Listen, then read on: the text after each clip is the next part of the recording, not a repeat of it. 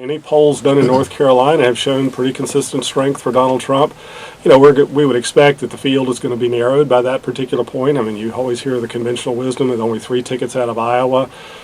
New Hampshire has been a place where the field has gotten smaller. So it's hard to know who the candidates will be once the North Carolina primary hits, but you would think that Trump is one of them.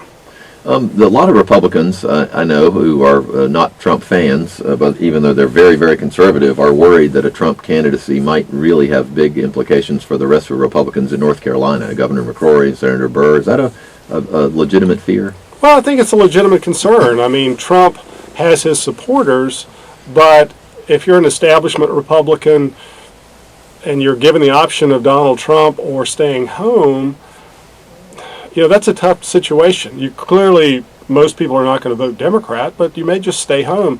And I think that's the real concern, is that Trump, even though he's polling well with caucus and primary goers, that may not translate to the general election. And so I think, you know, someone like Governor McCrory may prefer someone else among the Republican field to be at the top of the ticket. And then you go down ballot. I mean, there are very few people who've come out and vocally endorsed Donald Trump. We've had a number for other candidates. At some point, does it become a burden for Governor McCrory and others if Donald Trump says one of the many things that he says, and then if he's on the ticket, people ask Governor McCrory if you agree with it?